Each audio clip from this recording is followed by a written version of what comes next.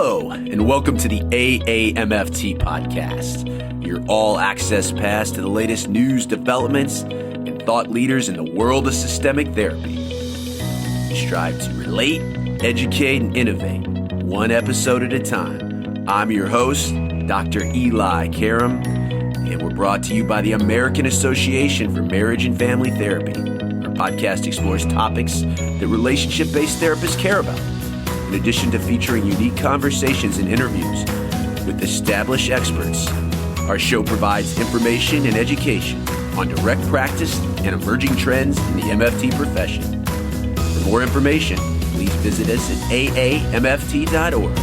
Thanks for listening and enjoy the show.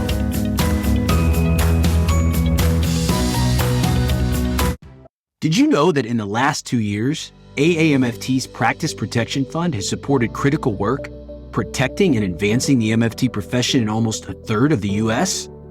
From getting MFTs the right to diagnose to advancing licensure parity with other mental health disciplines, as well as expanding MFT coverage for Medicaid recipients, the PPF has been there to support the growth of the MFT profession. However, only 22% of licensed MFTs in the United States contribute to this vital fund. Please text PPF to 53-555 or visit aamft.org/PPF today to help keep this vital work going. Eli back with you on the AAMFT podcast, our final installment of 2022. So we'll take a brief hiatus, come back for our 5th season in January 2023, and we are ending the year in a big way as we strive to relate, educate, innovate one episode at a time, mixing hot topics in the world of systemic therapy with the movers and the shakers and the legends, what we call the Pioneer Series. We're ending the year with a woman certainly you've heard of and read up in your textbook, coined the term ambiguous loss. I'm talking no other than Dr. Pauline Boss. Over the course of her illustrious career, Dr. Boss has worked with families in New York who lost significant others during 9/11, families in Kosovo who've lost their members as a result of ethnic cleansing and terrorism. She's even done some consulting to Ukraine as of late. She's worked with families who have psychologically lost a relative as a result of Alzheimer's or other chronic mental illnesses. Dr. Boss draws on her research and that of others and her over 40 years of clinical practice, a true scientist practitioner. She has a powerful yet flexible therapeutic approach described in her Ambiguous Loss writing. And we'll talk about that today, including 6 guidelines therapists and clients can use to find new hope and meaning in their lives. And at this time, the ambiguous loss model is updated, is being used to ease the pain and trauma of various kinds of ambiguous losses across different cultures, including what we all have gone through in the last couple of years with COVID-19 and a worldwide pandemic. Pauline received her PhD in Child Development and Family Studies from the University of Wisconsin-Madison in 1975.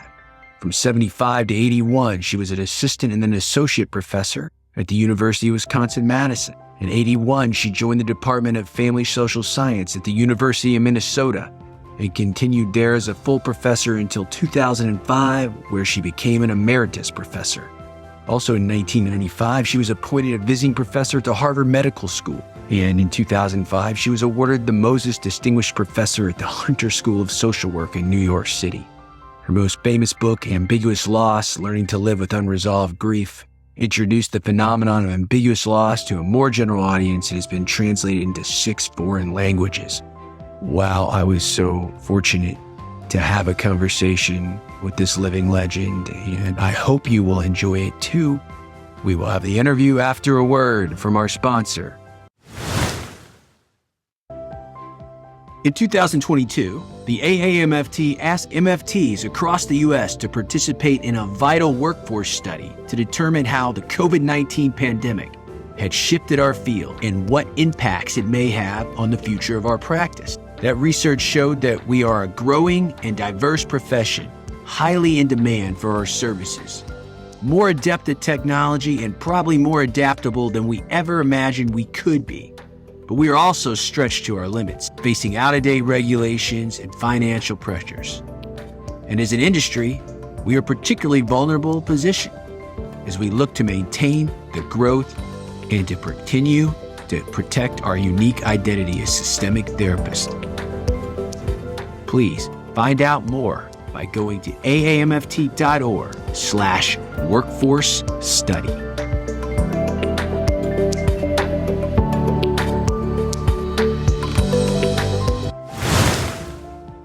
Eli, back on the AAMFT podcast. I am so delighted to be speaking today to a pioneer in the field of family studies, family therapy, family loss and stress, Pauline Boss. And we have never met face to face, but the great thing about this podcast is I get to meet people I've admired, even if virtually. So this was on my list through the Pioneer series and not be complete without talking to Dr. Pauline Boss, who is not shy about, most people, they don't want to talk about their age. Pauline, that is not you. Tell us how old you are, since you're not shy about that. And then, if you've ever listened to the show, your origin story, you have quite a tremendous story. How did growing up in a first-generation Swiss-American immigrant family in Wisconsin influence your career trajectory? Oh, thank you, Eli.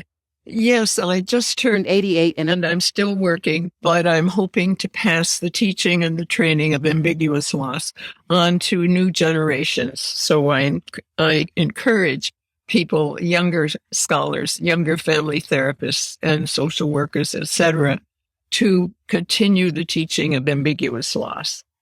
How did I get on? There are two answers to the question, really. The first one is that I was a rebel housewife in New Glarus, Wisconsin, a Swiss-American village. And the University of Wisconsin was a half hour north, or 40 minutes north. And I had parents who were eager to babysit. So I headed north to the University of Wisconsin, got a bachelor's, master's, doctorate, and eventually tenure as a faculty member. I always was interested in the family, so my studies were always family focused. I became a family life educator. And then I noticed that Carl Whitaker took in independent studies students in medicine. And so I signed up for it. But in fact, he put me in with the psychiatric residents that year because there were no women in psychiatry at the time. And I told him I just wanted to learn how to teach about families. And he said, just come here and watch. So I was observing in his family therapy clinic for residents, and I got hooked. And then it was that I noticed that when he had families come in, the fathers were always angry. Now, this was the 1970s when fathers were to earn a living and mothers were to take care of children. And Carl, of course, just ignored them because he wanted the whole family there. But as a graduate student, I wrote my first paper that got published. It was Psychological Father Absence, Intact Families. However, at the same time, I was studying in sociology on the University of Wisconsin campus. And my professor said, Pauline, it's about more than fathers. And so it took me a while, but eventually I came up with the term ambiguous loss. The rest is history. But the second answer to the question is that I grew up in a family of immigrants, and they were always pining for the home across the ocean, in this case in Switzerland. And I think as a small child, I absorbed that homesickness, or what I now call ambiguous loss, that is evident in almost all immigrants, and it was especially so in my father and my grandmother. I'm going to ask you more about your family of origin as we go on, but the Carl Whitaker connection on this show, we've had lots of first and second generation family therapists talk about the pioneers, and especially Carl Whitaker, who was a character. There's not really another Carl Whitaker. What did you learn from him? Some of the Carl Whitaker stuff doesn't age as well as our other classic theories or personalities, but he was certainly a character. What did you learn from your time with Carl Whitaker? Yes, he was a character. He did fall asleep in therapy, and I was a graduate student as his co-therapist and didn't know what to do. When I learned from him, I could tell stories for an hour, but what I learned from him specifically was spontaneity, flexibility, to embrace the paradox, to embrace ambiguity, and to not have a planned strategy all the time ahead of time. That all ran counter to my Swiss American upbringing, which was based on precision and planning, etc., as you might know, the stereotype. So he really helped me. I consider him my left brain mentor, and he never ever lacked in support for my graduate student papers on ambiguous loss. He was a cheerleader from the start. Crazy, yes, and often perplexing. But wow, I changed and I learned. You, like many, once you formed an alliance with him, it will allow him to push both his clients and his students in a way that probably only he could do. But it is wonderful. And we could, do a whole nother show, probably you talking about Carl Whitaker stories. Now, anybody that's ever had an introductory family studies class or even an introductory psychology class, you have seen the term ambiguous loss, which Pauline coined, as we said here, in the 70s. So for our newer listeners that might not know, talk as you originally formulated the two types of ambiguous loss. Yes, ambiguous loss just basically means an unclear loss, a loss without a death certificate, a loss without any verification. So it's an uncertain and unclear loss. There are two types. The first type of ambiguous loss is physical. And that is when the person is physically missing, but kept psychologically present because the family doesn't know if they're dead or alive, coming back or never returning. Extreme examples, of course, would be, you're seeing it right now in Ukraine with missing family members. You see it with kidnappings and so on. But more ordinary examples of physical ambiguous loss are divorce and adoption and family alienation. The second type of ambiguous loss is psychological, and that's where the person is physically present but psychologically absent. They're there in front of you, but they may not know you. And the example there, families where there is dementia or severe brain injury and so on.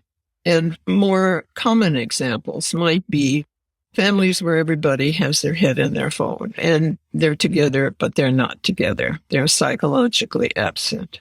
Those are the two kinds. And the research has pretty much spread out on the types of physical and psychological ambiguous losses that are being studied. Today, for example, families where one of the children is transitioning have used the model, and it is being used around the world. The research is now out of my hands long ago, and they are studying it across cultures, for which I am delighted. You take what's also a very micro phenomenon within the family system of ambiguous loss to this more macro societal level in your new book that we'll mention. And certainly it's been updated through world events, just like the pandemic has given new meaning to ambiguous loss. More on that in your current work as we go on. But I've heard people refer to you as a grief expert, and you don't like that. You would rather focus on family stress and loss. But tell us how the grief involved in ambiguous loss is different from traditional grief. Because I think this is a concept, not just that therapists, but also our clients, people resonate with this term. It's so good because it says what it is, but it is different in traditional grief. Yes. No, I've never done research on grief, so I can't consider myself a grief expert. There are plenty of those. But nobody before had studied the nuances of loss. And that came out of my family stress book early on, family stress management and so on. Various different kinds of losses, volitional, non-volitional, long-term, short-term, ambiguous or clear. So the difference between an ambiguous loss and an ordinary loss regarding grief is that the grief is frozen. And so in my first book about ambiguous loss by Harvard Press, 1999, 2000 paperback, the subtitle is about frozen grief. And that's the term I've used. But today, people use complicated grief and long-term grief. There are other labels for it. And unfortunately, the labels reflect a disorder. And I'm making the point that with ambiguous loss, the symptoms that people have are a result of the context, a pathological context, not their own pathology. And that ambiguity in the context of your loss is something that will create ongoing grief, perhaps for a lifetime, perhaps across generations, because there's no certainty of that. Started with the Civil War on down. It started with the genocides that started our country with the Native Americans. We have a history in our culture of much unresolved loss that has created passing down of this trauma across the generations. And perhaps it's why we don't like to have people grieving around us. We want them to get over it. We want them to have closure because we aren't good at witnessing suffering. And while I believe that we are a wonderful culture in mastering situations and finding answers, for heaven's sakes, we now have the web camera out in outer space farther than man has ever gone before. That requires mastery and precision. We aren't very good at problems that have no solution, and loss is one of them. Oddly enough, loss is a seminar that you rarely see at a conference. It's rarely seen in indexes of psychology books. It's something we don't like to talk about. We like winners. We don't like losers. We like gain. We don't like loss. And my point is that as a culture, we have to face it. And the pandemic forced us to because it was global and all around us. But here's the thing. The pathology lies in a context of not knowing, and it should not be called a disorder for the people who are experiencing it. Yes, said so much there. So let's unpack that. First of all, people pick MFT as a profession because it is focused on strength and health, and it does not pathologize. It looks for resilience even in the most constrained of systems. So I love that you have framed ambiguous loss as a relational issue that is not this finite stage. It is something that you cope with and live with rather than individuals' psychopathology, because I do think we have a hard time sitting with people in their grief or loss. And that's probably, as you said, why it is minimized in a lot of therapist training and in a lot of the books. But if we normalize that and we understand that it is something you live with, it helps everybody. And the thing is, we're never done with a loss and grief. It just gets milder as time goes on. But there is no timeline anymore. But we should find some meaning in it in order to live with it. Yeah, probably why I got into this. I lost my father when I was 18 and I'm 45 now. I think about him every day. The way I cope is different, but I'm certainly dealing with that every day. So you have done a good job of, again, depathologizing this process, which I think is why your work has endured and adapted. I believe you've also always thought that way. The other thing you do and what makes you credible, in addition to your storied career as an academic, as a researcher, is a sharing of your own journey. And people listen to this podcast because they want to hear the person behind the model. Your theory is excellent, but they just don't want to hear theory. So your story is amazing. So I don't know whether we talk about your experience with your parents as immigrants, caring for your aging parents, your own recent loss of your spouse. I want to know your own journey and how you have personalized that and how that makes your work even more relevant. Yes, I've had a lot of loss in my life, but perhaps I come from a culture that's quite pragmatic. They're not very emotionally expressive, Swiss Americans, but we are pragmatic. And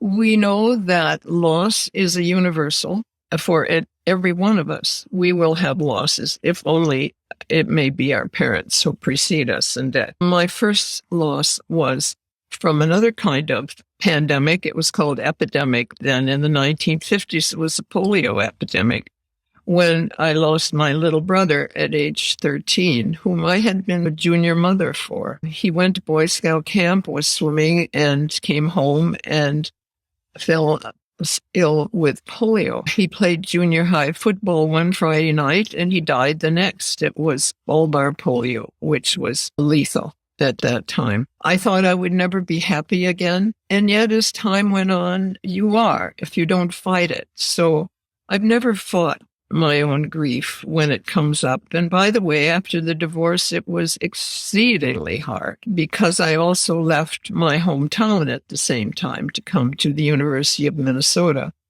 So I'd lost friends. I lost my hometown, my extended family, who was very near to me.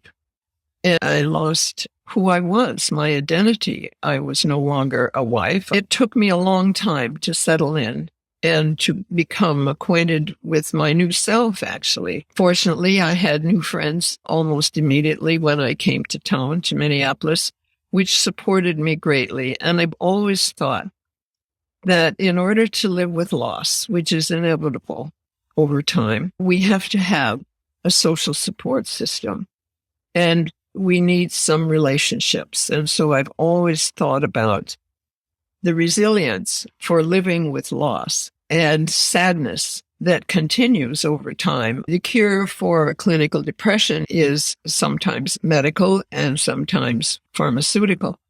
But the cure for sadness, which is the majority of people who have loss, have sadness about it over time. You described that about your father. It pops up every now and then, even though you're not aware that it will. The help for sadness is human connection. Peer groups are exceedingly helpful. A loss is a relational thing, so why not have a relational intervention? Family therapy, couples therapy, peer groups. I was just talking with the Ukrainian therapist who contacted me because grief therapy wasn't working, and indeed it will not work with people who have missing loved ones. They'll get very angry at you for using grief therapy. So they're using ambiguous loss therapy now. And I said to them, individual therapy with your amount of loss, there won't be enough therapists to go around. So begin to form psychological families, have peer groups of people because there's so many who need help right now. And they pivoted almost immediately, and a week later had a plan for 6 sessions for groups of people with missing loved ones. In extraordinary situations, that's how you might do it. In the more ordinary situations, if you see an individual therapist, the relationship, the transference is with that therapist. Problem is, though, especially when there's trauma involved, like large-scale disasters, 9/11, Fukushima, now Ukraine, is there aren't enough therapists to go around. And furthermore, the professional goes home eventually. So our job as a relational therapist is to connect the people to someone else who they continue to have commonalities with, and they can support each other once the individual therapist goes home. And that was a very parallel process for you. You talking about your own transitions, that what made you a survivor and resilient. Not only were you writing and building an academic career around this, you were the living embodiment, being connected to new communities and new resources. What I like about you is this very congruent. Sometimes people that are really notable names and legends in the field, they write in a way that's not congruent to their life. So there is a certain congruence about you that I think is another thing that has made your work so enduring. You mentioned some of these types of ambiguous loss that MFTs will come in contact with a lot. Maybe you have some thoughts on each one of them, because we see many times couple and family therapists work with lots of caregivers that are working with a loved one that has dementia, and that is such a burden on them, and they feel exhausted, cut off, especially if the person they're caring for is a spouse or a parent who used to take care of them. What are your thoughts on working with caregivers that are taking care of someone with dementia? I feel very strongly about that and wrote the book Loving Someone Who Has Dementia. Before I was a caregiver, oddly enough, just from clinical observations. I had to reread it when I became a caregiver. And by the way, it was easier to write the book than to do it. Caregivers die at a rate 63% higher than their same age cohort. It is dangerous to their health. Again, because of the high rate of dementia as the baby boomers are aging, there aren't enough individual therapists to do all of that work. There also are caregivers who live in remote areas who can't get to a therapist, or some who can't afford it. So there are peer group organizations starting up, I think of Duet in Phoenix, that do this sort of thing where the trainer trains the trainer, and they use paraprofessionals, that is, veteran caregivers who teach new caregivers. And so they have a support group in line. Again, this is in addition to individual therapy. I'm not against individual therapy at all. I'm just saying that the world has so many ambiguous losses right now that there aren't enough therapists to go around, and some people can't afford it. So peer group therapy is very effective at the community level. And because caregivers themselves die at such a high rate before the person they're caring for, we need to mobilize those kinds of peer support groups for them. It's a health crisis right now.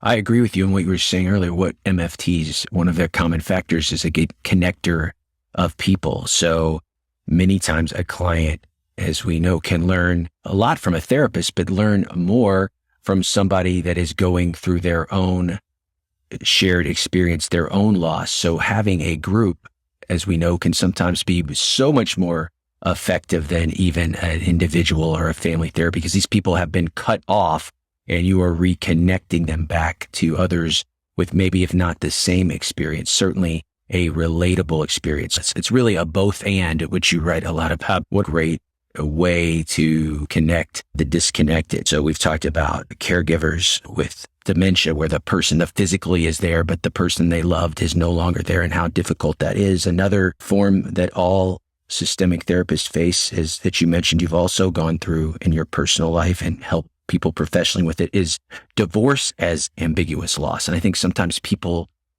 don't think about that, but it clearly is. What are your thoughts on that?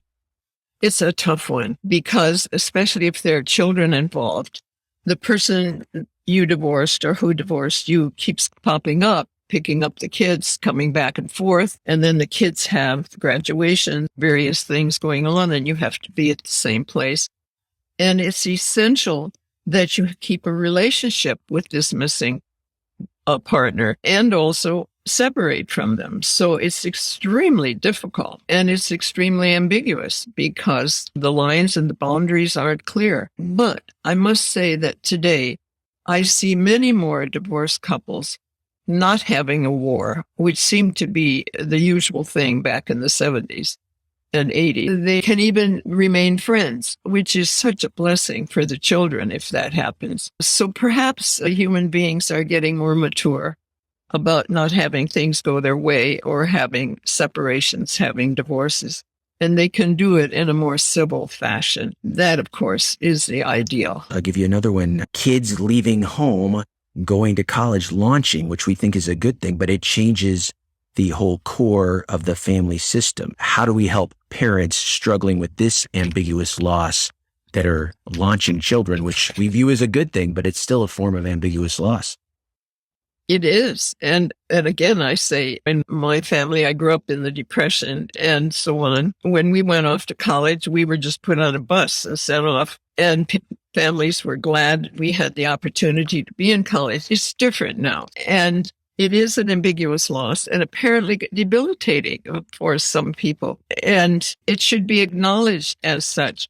But as I wrote 6 guidelines for dealing with ambiguous loss based on meaning, mastery, ambivalence, identity, attachment, and new hope.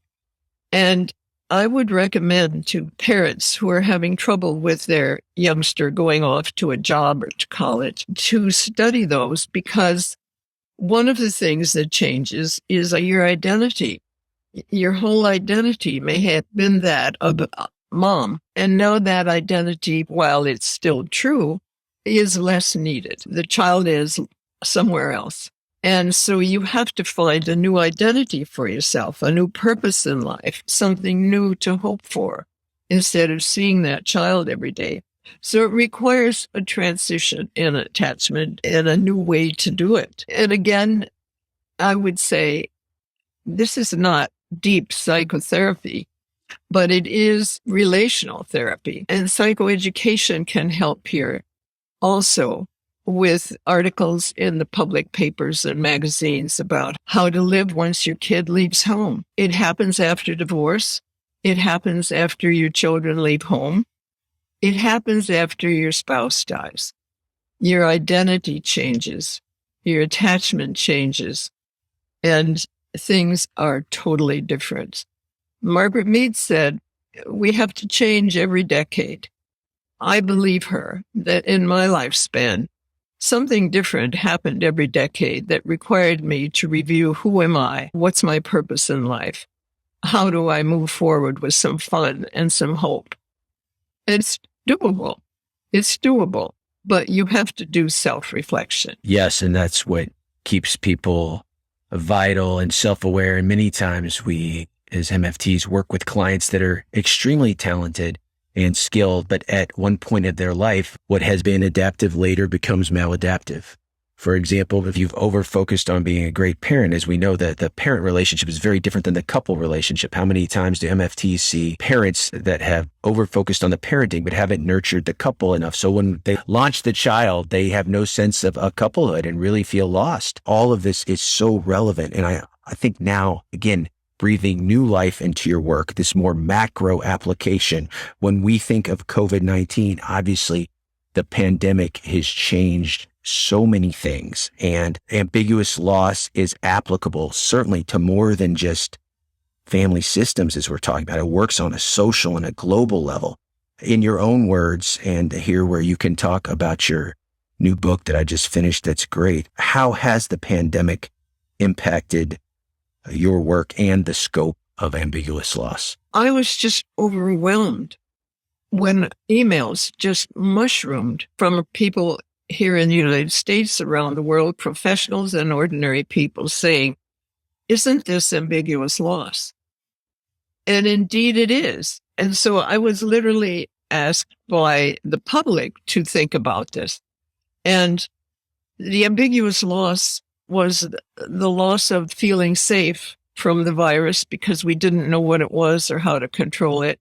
The loss of freedom, the loss of being able to be physically with our loved ones, being shut in. Even now, we're not free to do as we please, but also the loss of family rituals like graduations and marriage and baptisms and funerals. When my husband died in 2020, there was no funeral. 5 of us were there for a modest ceremony.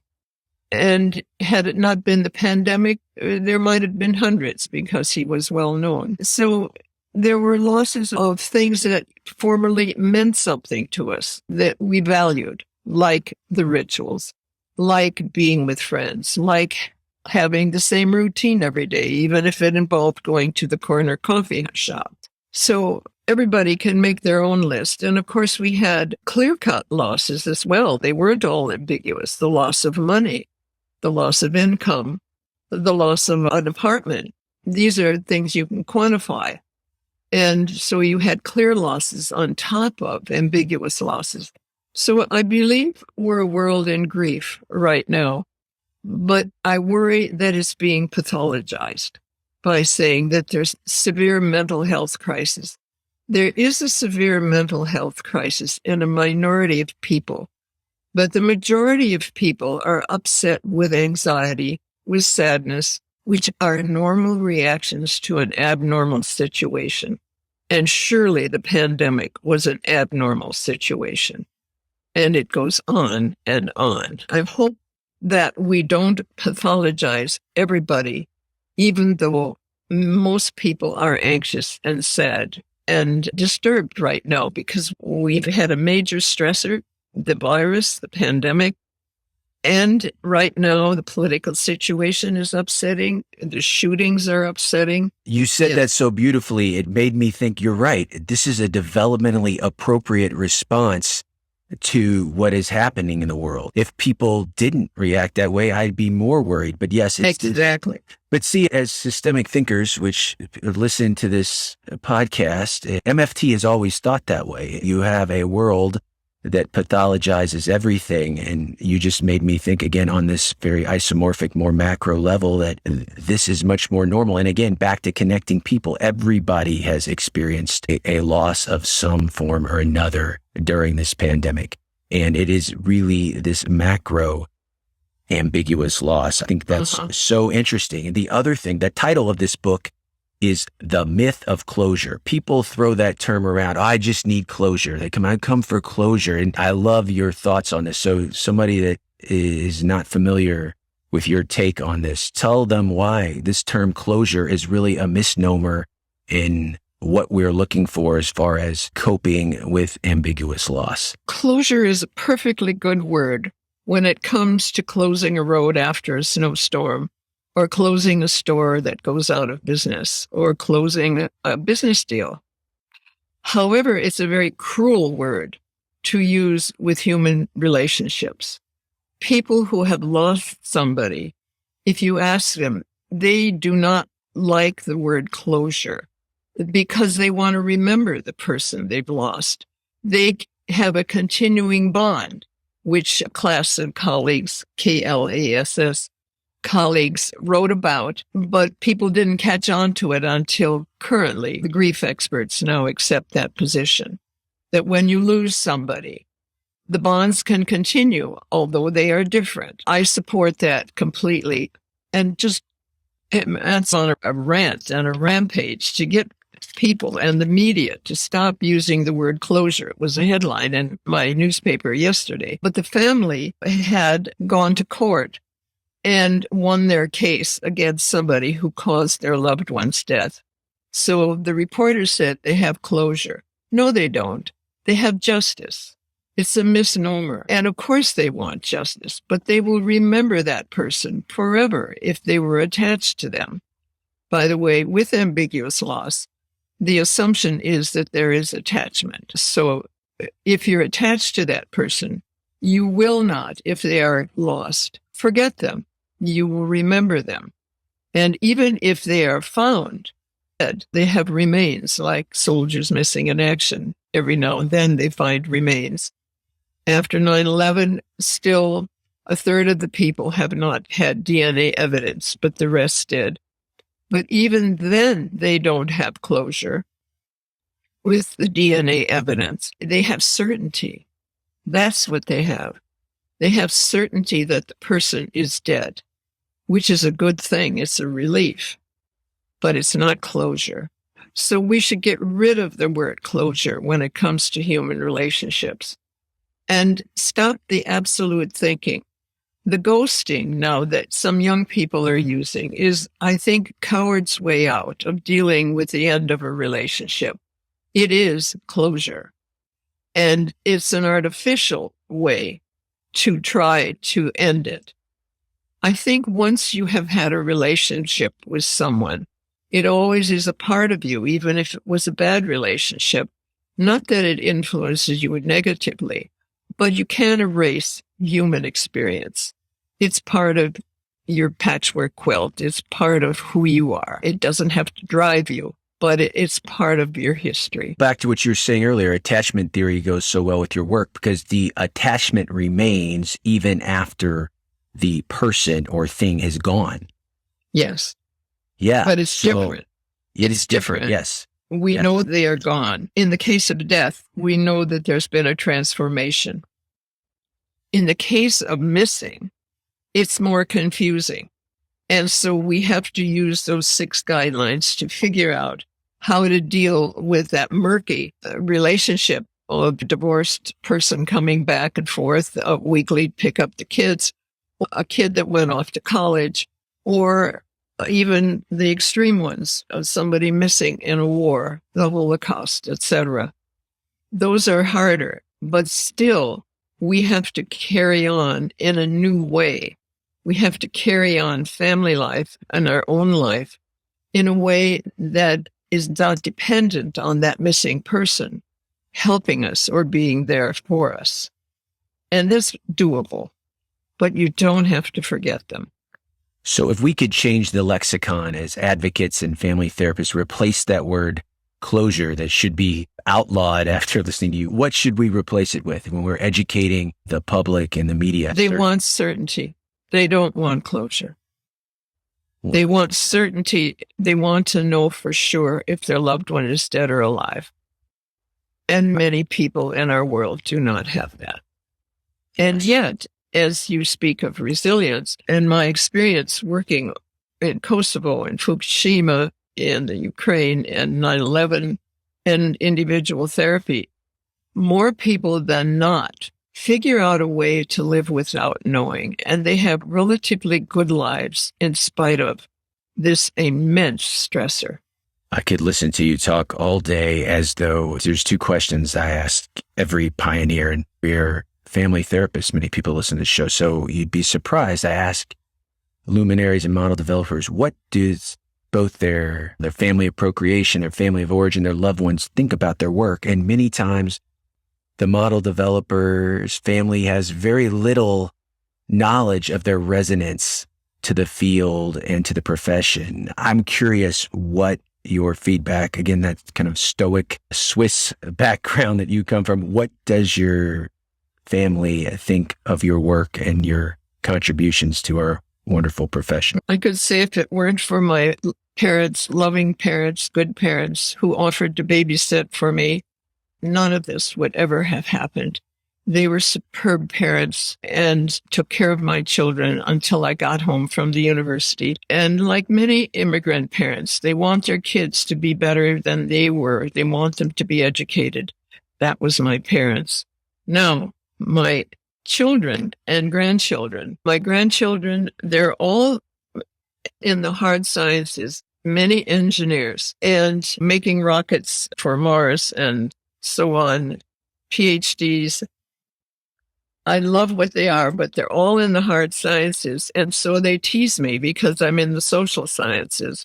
And I say to them, and we have a loving good time with this, I say to them, wait until all of you engineers have a relationship problem. Then you'll come to a social scientist, to a family therapist, and we all have a good laugh about it. But I believe it's true.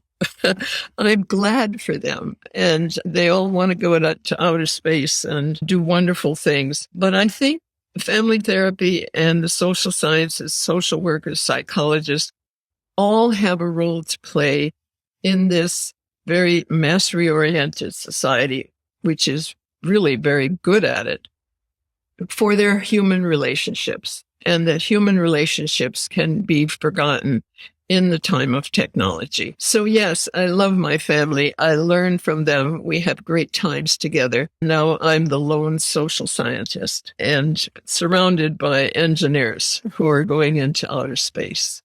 You talked about the need to evolve and be self-reflective. I'll say at 88 years old, you are as sharp and as passionate as I'm sure you've been at any point of your career. I am curious your evolution in this decade of your 80s as you continue to do what you love. And people, it's cliched, but when you do what you love, it doesn't feel like work at all. But how have you evolved in this last couple of years of your life? Right now, I'm really trying to put in place in Phoenix, New York, and at the University of Minnesota here, a continuation of the teaching and training of ambiguous loss for therapists and researchers, because I truly do have to do less. And also I want to do some traveling and things I like to do, just read a book or taking up Nordic walking or something else that might be healthy for me because I'm not very athletic. So I'm working hard to put that in place, and it's happening. And what else? The books I've written are good for this transition. It's all written down. People can pick it up and start training if they want to, but I ask that they please use the readings. And there's only been one mistake so far. Somebody started teaching about ambiguous grief. That is an error. a serious error. There is no such term. It's ambiguous loss, and it leads to a unresolved grief, a frozen grief. So if people use the materials correctly, I just cheer them on with all my heart, and I'll go on a trip and down the Danube. I already have it planned. That sounds amazing. Your writing is accessible. You do not have to be an academic. I think the best writers, well, they continue to write, which is also probably part of your magic, that you have never stopped writing and sharing your own personal experiences to illustrate your points. And that makes you, as I said, authentic and credible. This is the toughest question for many pioneers, and it's the one I always end with. It is the legacy question, Pauline. It's how do you want to be remembered in the field of psychology, family therapy, family stress? You are more than just a heading and paragraphs in a textbook, although you will always be that, and not many people get that treatment. So that's wonderful, but that's what people can read about you. How do you want to be remembered? I really would like to be remembered as a theory developer. That's a title most often given to male scholars. And I would very much like to be known as a woman and a family therapist who developed a theory that proved useful worldwide, across cultures, and with varied kinds of ambiguous losses. That's what I'd like. I think people are going to remember you for that and much more. And I can't tell you what a honor it was to talk with you. And you've inspired lots of theorists. You've inspired therapists and people struggling with their own loss as well. So this was really special for me. And I thank you so much for joining us on the AAMFT podcast. My pleasure. Thank you, Eli. Eli, back with you, bringing to a close another successful season, our fourth of the AAMFT podcast. Thank you so much, Dr. Pauline Boss. I was really honored to talk to you. Ambiguousloss.com.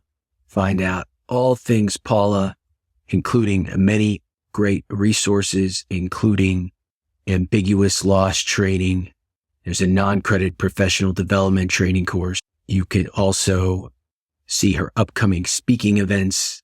I'd like to point out the current book she talked about, The Myth of Closure, Ambiguous Loss in a Time of Pandemic and Change, where Pauline will identify vague feelings of distress caused by ambiguous loss, losses that remain unclear and hard to pin down and thus have no closure.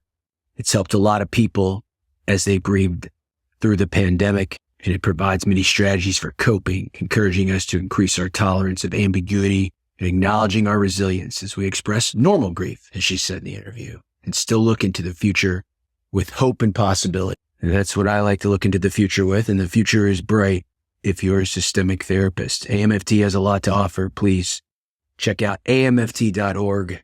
As always, drop me a line, eli@northstarcounselingcenter.com. You can get a hold of me also at Eli Karam. That's ELIKARAM.com. Find out everything's going on. My new book that came out with soon-to-be president-elect of the AAMFT, Dr. Adrian Blow, Uncommon Factors, where we distill down the best therapist tips, how to maximize your client system strengths, how to build an alliance, how to repair an alliance after a tear, how to tap into hope, much like Pauline talked about today. We've gotten really good feedback on it, and it's imbibed into the spirit of this podcast. So if you want to know more about me, you can check that out.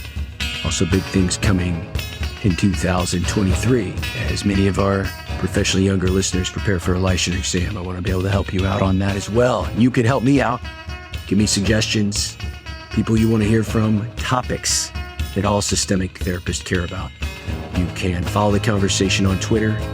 AAMFT is at the AAMFT. I'm at Dr. Eli Live. Have a great holiday season with your loved ones. And until next time, my friends, stay safe, stay systemic.